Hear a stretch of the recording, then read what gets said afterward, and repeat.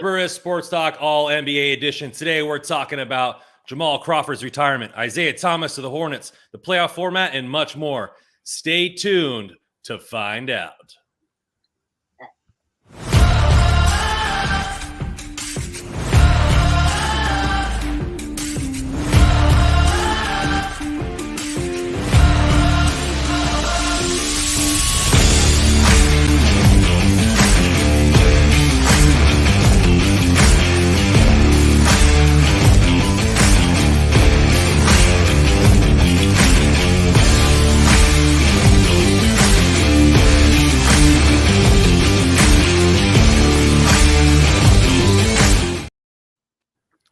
All right, guys, how's it going, man? It's been a little week and a half. How you guys been? Cooling. Cooling. Great, man. Great. Enjoying good weather.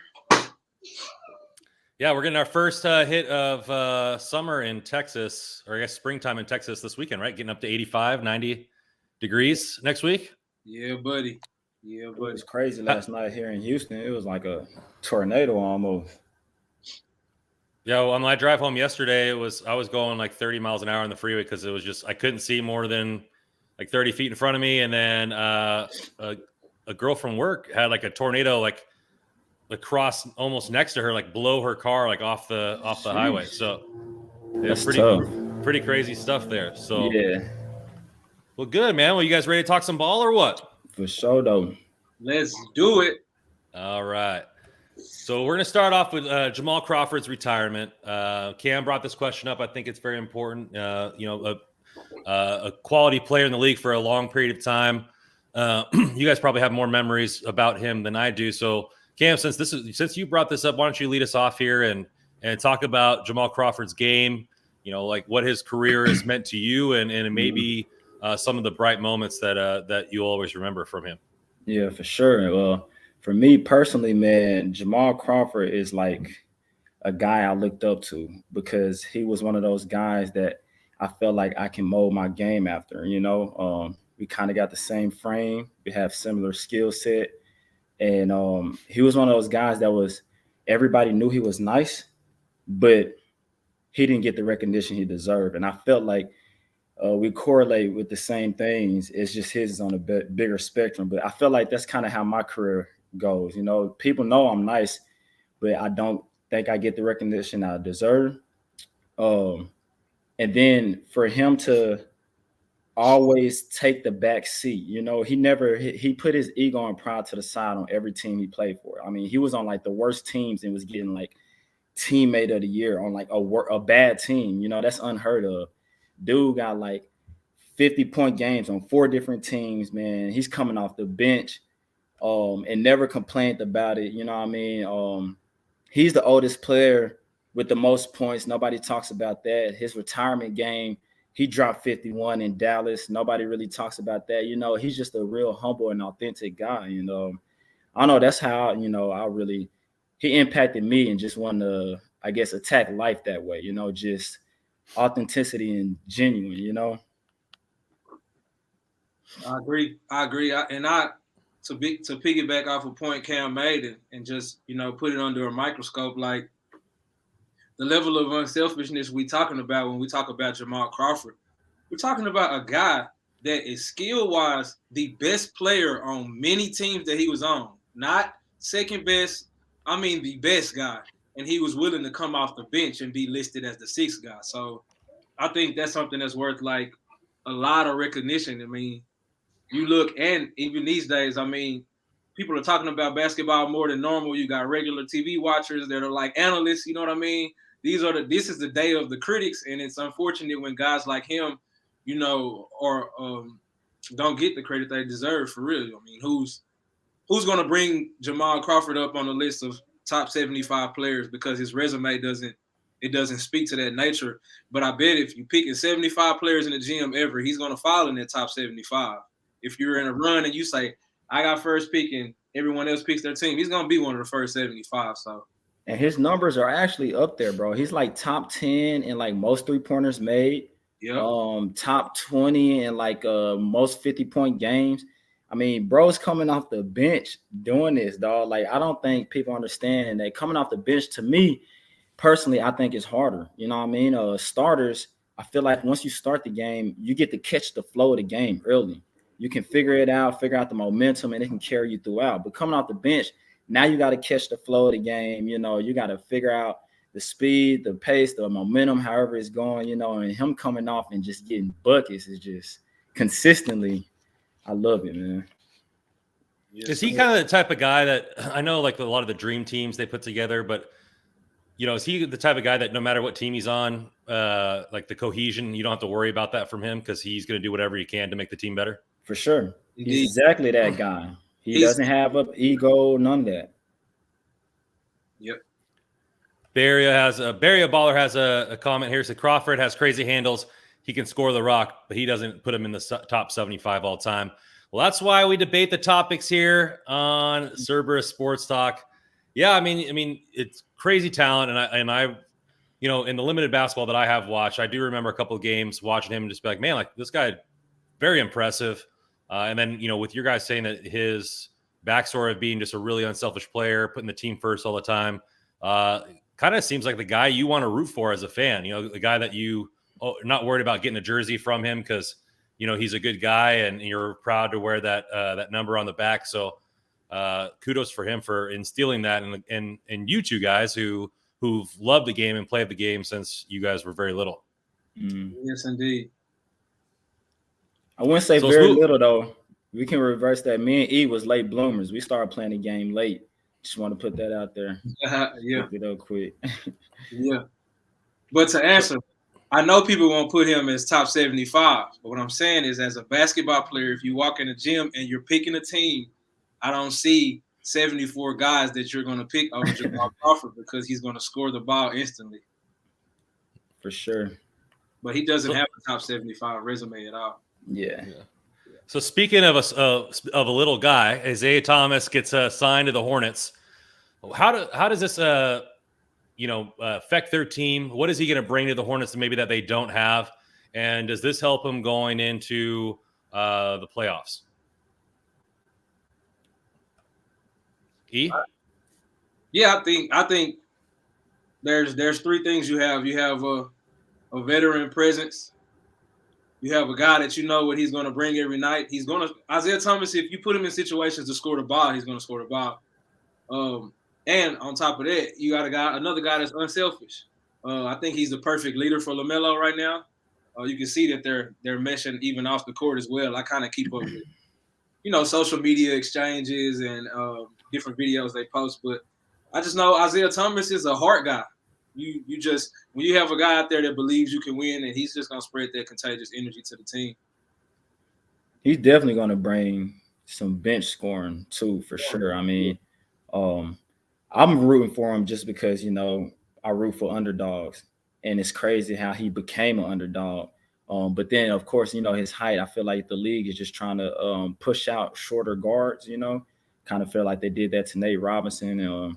But I'm always rooting for the underdog, man. It's crazy. We all heard his story, him dropping, I don't know the number, what was it, like 50 in the playoffs the day after his sister died? Yeah. And Celtics let him go. I'm like, oh, man, but that's all tough. So I'm glad, Charlotte gave him a chance. Charlotte right now is the 9 seed. They're going to be, if the season ended today, they're playing the Hawks in the play-in round. How do you think this pushes the Hornets maybe to get into the top 6, or do you think they're still going to be a play-in team to have to battle to get to that extra spot?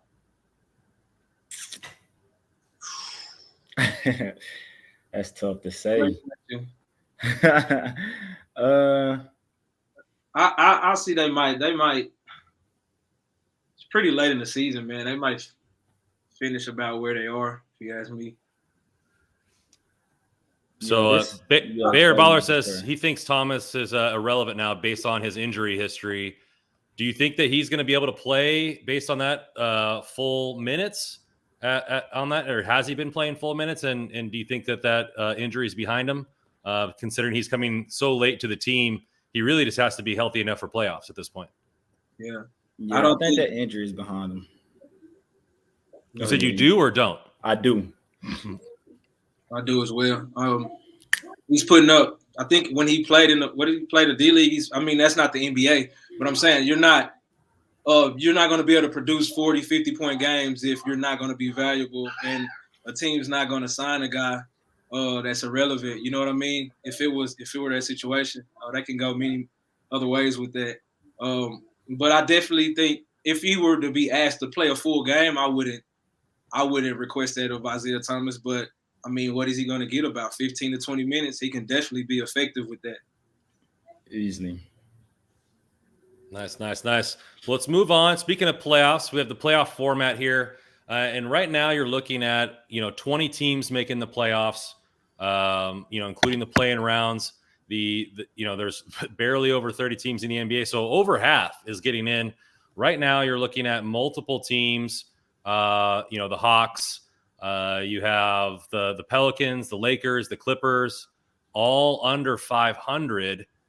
Is this beneficial to the league to have so many teams making it, considering they do play 82 games? That's supposed to be the regular season, supposed to be the measuring stick of how good your team is. And is it beneficial to the fans that they're seeing subpar basketball? When you're seeing this, the Suns go against a team that's below 500 eventually, is that really beneficial to the fans watching this for an extended series? I'm personally. Go ahead. Yeah. I'm personally.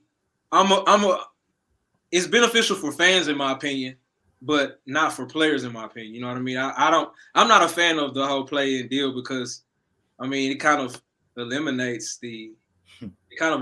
like the purpose of even finishing in the top 8. You know what I mean? It's kind of like what teams play against each other in the play-in? You have 6 or 7 through 10 play each other. 7 through 10. So it's like a guy that finishes 10th has a chance to play against a 1 seed. It's kind of crazy, man. I'm not personally a fan, but it's beneficial for it's going to be fun for people to watch because it's like, dang, we've always wanted to see a series that was just one game. You know what I mean? Yeah, that one game will be intense. But right. Throughout the season, I think that makes people relax a little bit more because they're like, okay, we don't have to fight as hard to get to the 8th seed. We can be the 9th and 10th and still kind of make it, And then the people who are the 7th and 8th seed, I don't think it's fair to those teams. It's kind of like, bro, I'm in the playoffs. Now I can get knocked off by a 10th seed. You know what I mean? Like, because they might business. Right, yeah, right. Because they didn't handle business throughout the whole season, but they might have one good game against us, and then that's it. So if I'm 7th or 8th seed, I'm kind of pissed, honestly, So I'm not a fan of it, honestly. Yeah, with that play-in, any team can get messed up right away. You see it in baseball, and the one-game play-in after 162 games, has been much scrutiny in sports. Why the teams do it is money. The NBA is making money off that one game. They're making money off the telecast. Players are getting playoff checks for one game. So I think all around, but I don't think it benefits the fans, and I don't think it puts a better product on the court because you're watching this team for 82 games, and then, like you said, a 7th or 8th seed who's really already earned the spot now has to play in. So it's pushing harder. It's pushing it so it's harder to get to the top 6, so you're okay. And then I think it eliminates like some of the better team or some of the mid-range teams for really pushing, right? So if you're a 6 or 7 seed in the normal playoff at the trade deadline, you could push and maybe potentially beat somebody, but now maybe you coast because you're getting in. You don't have to play the play-in round. I don't know. I think a lot of those years you see the number 1 seed would make it from both sides when the Cleveland and the Warriors are battling back and forth. Mm-hmm. I don't know. I think there's needs to be more depth within basketball and putting more subpar, to sugarcoat it, crappy teams into the playoffs doesn't really benefit anybody. Because what's the hunger into playing one game and you're a sub 500 team? This ain't Little League. We're not putting participation trophies out there. Exactly, Right. man. Right. And that's kind of where the league is going. The league has kind of softened up a lot, even just like with small stuff like technical fouls and fouls, period. People can't play defense anymore. It's getting tough. It is. Yeah, it's just for the league to make money. They want it to be a high flying league. Football, same with football, right? They call more pass interferences. They're gearing all the penalties to offense. Same thing with basketball there. And then the more games they can play, NFL just extended their playoff. College football went from 1 game to 4, and now they're going to probably kick it out to even more games for money. And I think in some sports like college football, you need a little bit more games. Or basketball, you're putting over 50% of the teams in. Like teams with sub 500 records, like that doesn't make sense to me. Right. Yeah, you're right. Because I know I've personally witnessed like unfair calling when you could just tell the NBA was trying to extend a certain series for money. We've definitely witnessed this in our time. So I can remember one game vividly. If we want to go there, Draymond getting suspended game.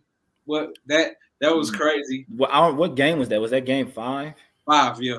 That changed the whole momentum of things. The whole series, bro. Yep. I can go back to 2011 or 10, one of them, when the Thunder played the Heat in the finals. Kevin Durant went baseline, and it was a clear foul by LeBron. This was a go-to bucket that they needed. It changed the whole game. That one play changed the whole game, and then Miami ended up winning.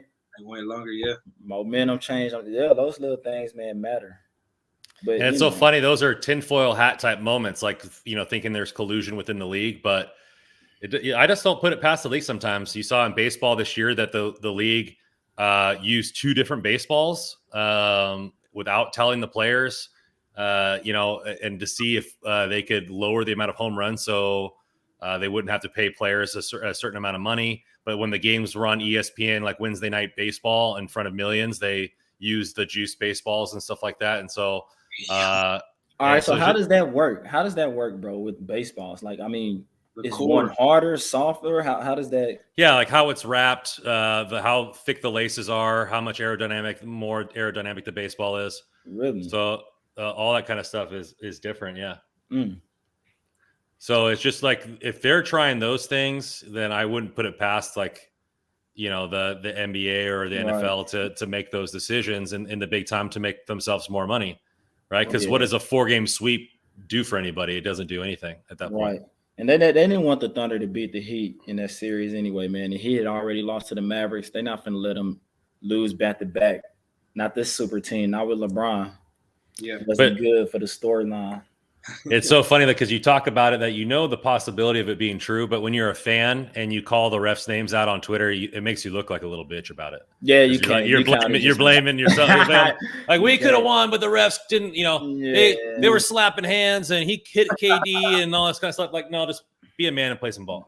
That's it. Yep. Like they could have made a play. So it's like both sides. Like you have the tinfoil hat thing, and then you can't really say anything about it because you don't want to seem soft when on Twitter when you're trying to do those things. So that's a private combo. So maybe speaking of soft, what's up with Ben Simmons? Doesn't seem to really be intrigued. Come on, man. Yo. Oh yeah.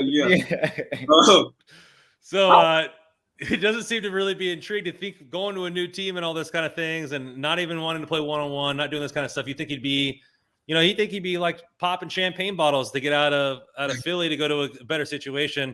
And according to most articles, it doesn't really seem that way. E, why don't you start with this? And, I know it's Cam's question. Maybe he can piggyback off what you said. Yeah, you're good. Yeah, that's a question I have. I often ask myself as well. I know they were mentioning back pain and back injury, but I don't know, man. I don't know what's wrong with him. I mean, and I kind of had that question about him his whole career. I mean, I always felt like there was a little bit of him that was just comfortable in a sense. Like now he's out of that situation. He doesn't have to stress much. Even when he was at LSU, I saw that the guy was average. He wasn't averaging near as much as he could have. He didn't look assertive at all. It was just Benson. He's an enigma, man. He's an enigma. Man, it is like he said. It's kind of hard to tell. You just kind of don't know. He is having those back pains now. Some with like I don't know his lower disc or something like that. That say he's been having it his whole career. But before that, like you said, it was the rumors, him not want to play one-on-one. I think Ben Simmons is just completely checked out for this season. Like I don't think he's trying to come back. I don't think and then he's one of those guys that I feel like he gets flustered by what other people say. Just him not even taking jump shots. As a basketball player, that's a professional, that's in the gym. I mean, even if you can't shoot, even players who can't shoot still take jump shots. So like Rondo or something. If he has an open jumper, he's going to take the shot, but Simmons, it's gotten to the point where he's not even as aggressive anymore. He's going to the rack and not even finishing at the rack, So you can tell that the more people talk about it, the more he's under a microscope, it's like the more timid he gets, So I think that's just correlating with his whole playing career. It's just I think he's just shying away from the moment. I don't think he wants any part of it, really. I mean, if I have to dust off the sneakers and we get into the gym right now and I have an open 16-footer, you best believe I'm hooking that thing up. You got it. Right. But it is different too, Randon, though, because when you're in front of 20,000 fans, the nerves is different. But for Ben Simmons, that's not an excuse for him because he's been in the league for a while. Basketball, yeah. Exactly. This is his job. But, I do say that for like regular people just saying like, oh, I go out there and shoot. It's different now. It ain't going to be just, Yeah, he might be doing it in front of 20,000 fans, but I got a genetic disadvantage, and I'm still going to shoot it. White man can't jump. That's a fact. Oh man, but no, y'all, I'm hoping, I'm rooting for him because first off, he on Brooklyn, so just to be real, we ain't got time for that, bro. Like, come on. Does this trade that you guys were so excited about now look sour? Like, I am kind of getting scared. I'm getting scared because it's like I don't want him to take this mentality into the next season. But I know what he's capable of. I just don't want that mentality. You know what I mean? Like we already got a circus show at Brooklyn. You know what I'm saying? So I just don't want extra stuff to be put on him. Like I said, because I think he gets flustered by being under the microscope. So. I don't know, man. They got KD though, so they good. Yeah, there's some athletes though that just never put it together.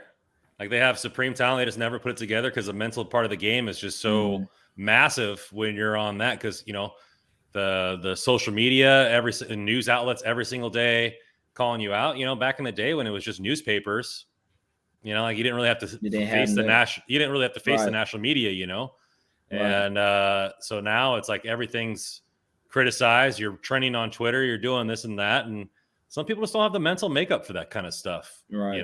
Whether you saw it on a lower level in high school or competitive leagues, some people don't have that mental makeup to deal with the scrutiny of playing sports, and then it just gets amplified every level that you go up.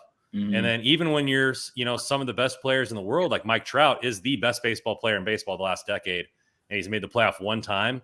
Like, so even when you're the best at your profession, people are like, well, why can't you make it to the playoffs? Why can't you haven't you won a World Series? And then it's the same thing for, that players like LeBron had to deal with for so long. Michael, when he first started out, All right, so I got a question then. I know this is not within our platform or format, but if Jordan was to play today with all this social media, do you think he would still be as successful? Like if he had the same attention that LeBron is getting, just everybody being able to criticize or, anything he's doing, do you think he'll still have the same success? I think he would have the same success as an athlete, but he seems a little salty sometimes when he gives interviews. And so I think maybe his public image wouldn't be as high as it was because he recreated basketball at his time and was a worldwide icon. And so maybe not. I mean, now I'm taking this further. This is going to be kind of crazy to people, but are we taking social media to that day, or are we taking Jordan to this day? We're going to take Jordan to this day. Okay, yeah, they'd be like, this guy's an asshole. If they heard the stories about what he did to teammates in practice, oh my goodness. If his teammates even knew that the media could leak something about him that could help their situation, they would do that. You know what I mean? It would be crazy. But I was wondering if we're talking about the social temperature of that day versus this day, the acceptability of the, right things. Yeah, I get Back then, you would have got away with a lot more, you think? Because and today, sure. Like, just to be real, this generation is softer today. Yeah. Well, yeah, he came from the rub some more dirt on it and get back on the court generation. Yeah. So you're right. He probably wouldn't have survived today. They wouldn't have liked him. They would have wrote him off quick. So what's crazy though, if he was a part of this era, then would basketball wouldn't even be the same product. So not at all. Okay, so if you take Jordan out of the 90s, who would be the icon back then without Jordan? In the 90s? In the 90s? That's where he was, right? That's where he put basketball on the map. So like he brought the NBA out of the gutter and made it a relevant league again. If he wasn't that person, who would be the next in line, do you think, to make it? I mean, it's not going to be Hakeem Olajuwon. Like, it's not. He didn't have like the attitude for that. So like, who had that star ability and had that attitude that could lead the NBA? I feel like it would have shifted from early 90s. My opinion. Unless Cam wanted to go. No, go ahead. I think it would have shifted from the early 90s to mid to late, and I feel like initially it would have been Drexler, and after it would have been Penny Hardaway. That's a good one. I was going to say Drexler. I didn't even think about Penny, though. Yeah. Because when Penny came, I mean, his rookie year, he came in the NBA. Yamming on people. That 2 pro hop. And he had marketability. I mean, actually, he was the most marketable player of the 90s, Penny Hardaway. He had the best shoe of the 90s besides Michael Jordan. He had the flair. He had the skill. He had the good look. He had the style. He had everything that it took, And Clyde, I feel like his style of play, just with him being able to jump, his jumping ability in itself would have been marketable too. He was a five-slammer jammer guy. Dope. What you think, Cam? Yeah, I mean, same. I didn't think about Penny. I think Penny definitely would have took over. When did Penny come in the league? 94, 95 area, I feel like. So, yeah, I think Penny would have definitely – and then, he was that first big point guard that was also athletic. I mean, I know Magic was big as a point guard, but Magic wasn't athletic like Penny. Penny was coming in and could do everything, can score in all three, So, and like you said, he had that flair too, so it was easy to market him. So, yeah, I think we would have kind of just developed and piggybacked off Penny, what he was doing. I would have to go with Shaquille O'Neal. His attitude, and he came in around 92, 93. Him and Penny probably could have done it like they already did do it, piggybacked off each other. But Shaq's attitude, his fun, the way he likes to have fun with the game, the way he plays around with media and everything like that. I think that he would have helped push that area of basketball into the next era because, having a fun big man. And I think no matter what era he would have played in, with social media or not, I think he would have been just fine because he handles like the spotlight and media with such like a, for lack of a better term, like childlike attitude. Like he just likes to play the game for fun, so I think he would have been marketable regardless of the area that he played in. Yeah, Shaq would have been a guy. He would have been one of the, but he came late. Shaq came. When did Shaq get drafted? He was, I just looked it up, his stats, his 92, 93 was his first year. Shaq would have been one of those guys. Shaq was, I think he definitely had the best personality to market. But, man, Brandon, that look is very important, man. Like, for people to look at what you're wearing and how you walking, that translates a lot to that marketability. And I don't see somebody looking at Shaq's shoes necessarily and saying, like, not the shoes he has, because I'm not taking the slight. I love what he did with his inexpensive shoe. Just mean like if he would have put on any shoe, nobody would have looked at Shaq and said, "I want that shoe." Yeah, motherfuckers a size 22. It's just tough. It's tough to be like, gotta stay different though, because there were big guys earlier that were kind of marketable, like Daryl Dawkins. So I mean, I don't Yeah. You know, it's funny. I had this. My dad used to work for this company, and they had Shaq as a spokesman or whatever. And there was a shirt that had his handprint on like the back of the shirt, so you could put your hand in. Like as a teenager, my hand fit in his palm. Like it was like that's how big his hand is, man. Yeah. Like it's just massive, and so I could only imagine, you know. Sheesh. Shaq was a great answer though, bro. Why didn't I think of Shaq? Damn. I was thinking more because guards are just more flashy. I feel like they can just do more in the game. Big man can only do so much, you know what I mean? And it looked cool, you know. Right. So Look, yep. Yeah, so I was just thinking of a guard. That's about it. Shattering backboards is pretty cool, my man. Shattering backboards. That is cool. That is cool. That's crazy. So speaking of cool guys, let's go with the impactful rookies. Obviously, rookies can change a team dynamic, especially for cheap because you know the salary and everything. All these players getting max contracts. So the NBA came out with their top 5 rookie ladder and everything like that. I want to hear your guys' choices for maybe your most impactful rookie this year so far, and then we can compare it to the list from NBA.com. Who wants to go first? Well, I think we talked about this a little bit before, but I think we would all agree Evan Mobley would be the most impactful. Because his team is winning. I don't think he has as great as numbers as the other rookies. I'm not sure. You have to fact check that for me, but I had the most rebounds and blocks for sure, but they're all close to each other in points, if I'm not mistaken. Okay. Personally, of course, my favorite rookie is Cade. But you know, just with the situation he's in, it's just super tough for him. But he's the most poised rookie, especially having the whole city on his back. And then that's just how he plays. Cade is very laid back and controls the game. But my sleeper rookie is Ayo Dosunmu. I don't know how I say it, but that's the guard from the Bulls, bro. He's athletic as well. He's athletic, but what I love about him the most, bro, he gets in the right spots at all times. Like he has a knack for the ball too. So like he knows where the ball is coming off at. He knows where to be when someone's shooting the ball. Like he has great positioning off ball play. So with him being under DeMar and Zach, oh man, like yeah, he's going to blossom. I think he's going to be big here soon. Yeah, Ayo Dosunmu was 8th. The comment for him was come for the 3-point shot, which is 39.2% this year, and stay for the perimeter defense. Okay, see. That's good. That's all they need. Yeah.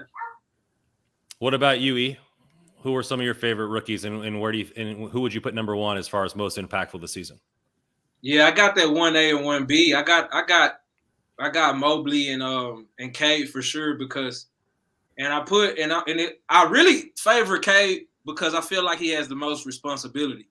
Mobley's on a team where everybody's clicking, they're balling, but he's pretty impactful. How many rebounds is he averaging like around?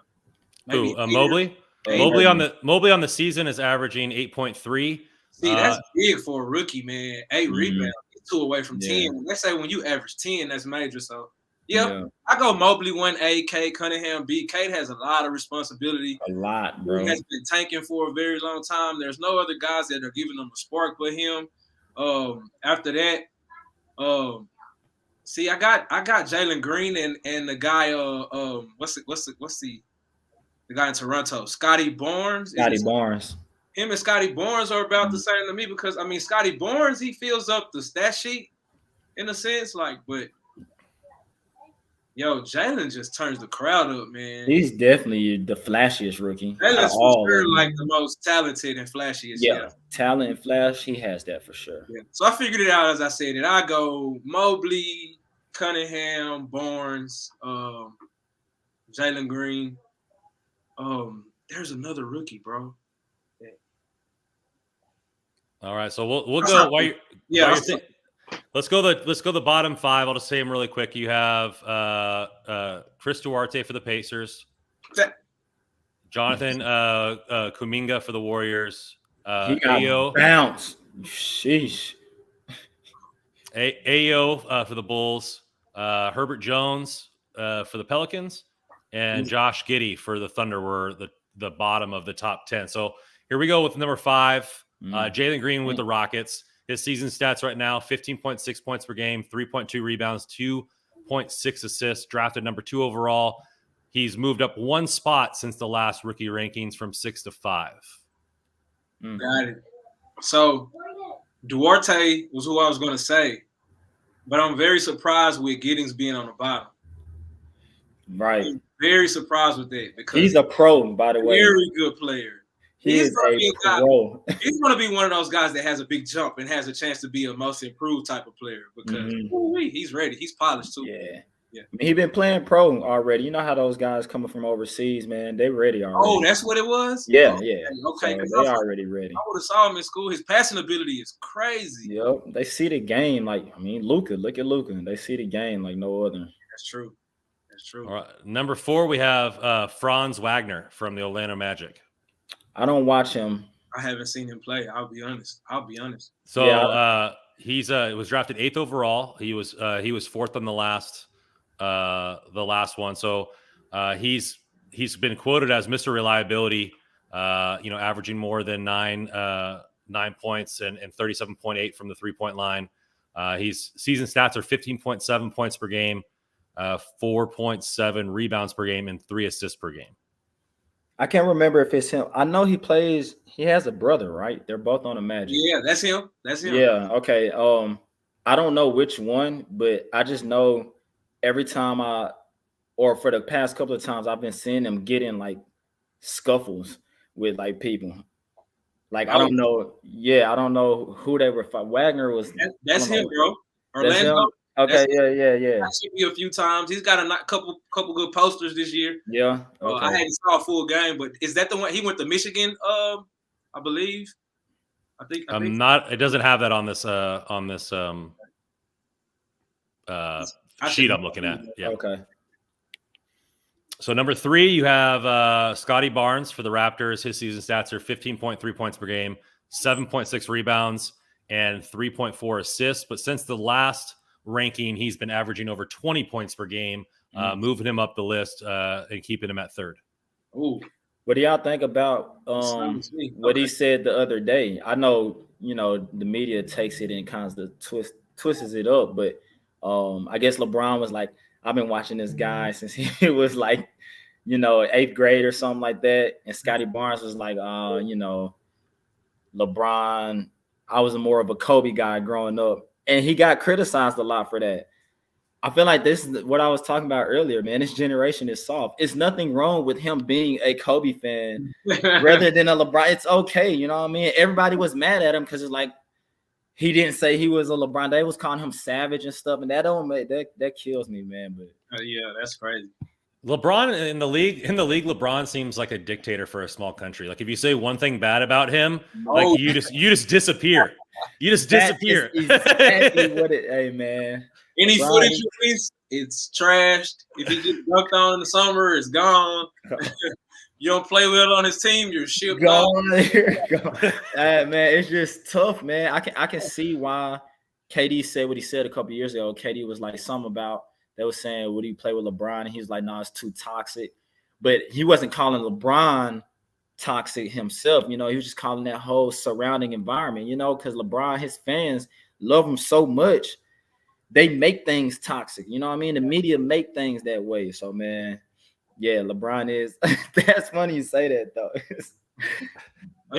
Sometimes, man, you have those fans that come in and Eric and I were talking about it with a buddy of mine, and he's like, especially in Northern California with the Warriors, like Steph Curry is that guy there, like he's the golden boy there, and so people blame Kevin Durant for any sort of not gonna blame turmoil Steph with that team. Yeah, you're not gonna blame Steph. So blame Steph.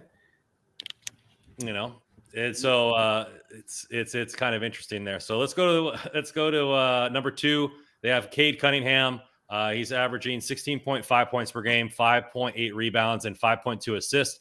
But since the last ranking, he's heated up to 24 points per game and over 7 rebounds per game. So definitely turn it on in the late half of the season. Obviously, you guys have said it in your analysis there that he just seems to be the most complete player this year and has more on his shoulders on a Pistons team that he's relied upon more to produce. No, yeah. Agreed. So obviously that makes it number one, Evan Mobley, 15.1 points per game, 8.3 rebounds, and 2.66 assists. He was last ranked number one on the rankings for the last rookies, but even since then, he's averaging 22 points per game and over 9.3 rebounds per game. So his game has not stopped all season, and he's well deserving of that number one overall ranking. So speaking of rankings, last topic of the day, we're ranking Luka here. It was funny. I had a St. Patty's Day party and, obviously a lot of Mav fans there, and we're still trying to get them to come on the pod and debate, how good Porzingis is. But we'll start with Luka here. Do you think he's top 10, top 5 will be the first question. And then we'll get into some secondary questions there.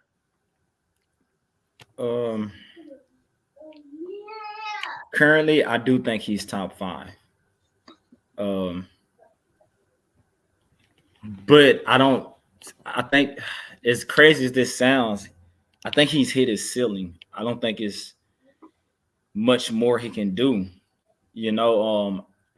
I think he's so good, bro, where it's like, how can he get better, And of course, the only other thing for him to do is get a championship, MVPs and stuff. I'm pretty sure he'll get that later on. But in order for you to get a championship, he's going to have to play with another superstar. And he's going to have to change his game, bro. Luka don't play off ball. He don't play off ball. So I don't know. I don't see Luka. I feel like he's hit his ceiling. I don't know what he can get better at. But he is top 5 to me currently in the NBA. What do you think there, E? Okay, then what do you think about his game and what Cam's comments there? Definitely wonder ways in which he could get better. I think it'll have to do with the defensive end, really, if we're talking about improvements. And like Cam said, being able to play off the ball as well. I do have him in my top 5, though. My current top 5 is it's tough. After 3, I can put him at 4 or 5 because I see LeBron, KD, LeBron, and Giannis being my top 3 guys. And I would always have Steph there, top 5 too. I wouldn't say Steph is playing his best basketball as of late. But that'll probably fill out my top 5. I'll have Luka there. And yeah, his improvements is a question mark because you got a guy that's already sharp professionally. He's played ball overseas with stricter rules. It's tougher to score the ball over there. So I mean, if his efficiency keeps increasing, it's going to be something we've never seen. Like he'd have to put up. He's top 5 in points and assists right now, right? I'll look that up while you guys keep talking. I think he and Trae Young are the only 2 guys that are top 5 in both. Bro, the dude. Maybe we have to see what he would do with different teammates. And that's what I'm saying, bro. Like that's the only thing I can see. Yeah. But how is he going to change his game? Because we all know Luka is kind of like LeBron. You know what I mean? Like, yeah, he has to control everything for him to be his greatest. You know what I mean? Point forward. So I mean, Luka is 5th in points and 6th in assists right now. 6, okay. Sheesh. But not by much. It's like 0.1. So yeah, not it. Lee, bro, he 23.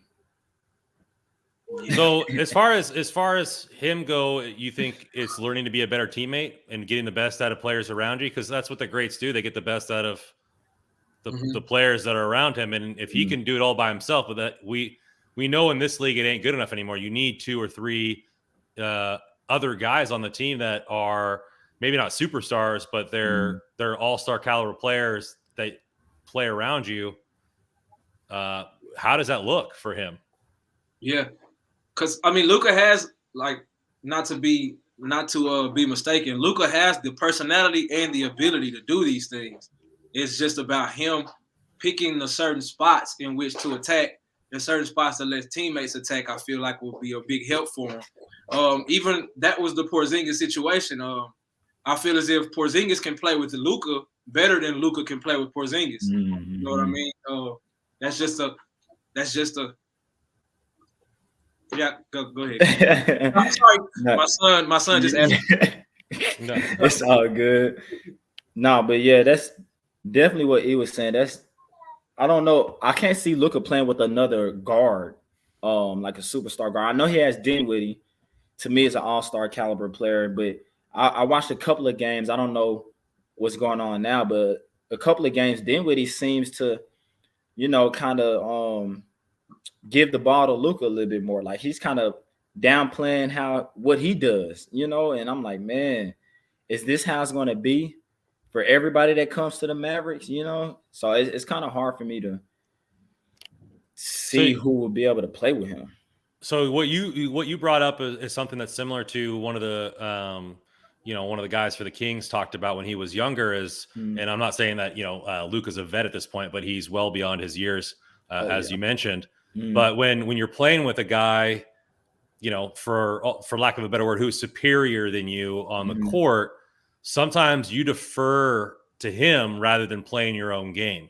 Rather than trying to play with him, you just defer to him to do all the work instead of trying to make your styles of game meld. And so that not only does that hinder and put more responsibility on Luka, but it also diminishes the athlete that you're bringing on the court every week. And so, you look at those types of players, if he's not learning to play off ball or play with other teammates, then they're lessening the types of games that they can play in order for the Mavericks to be beneficial.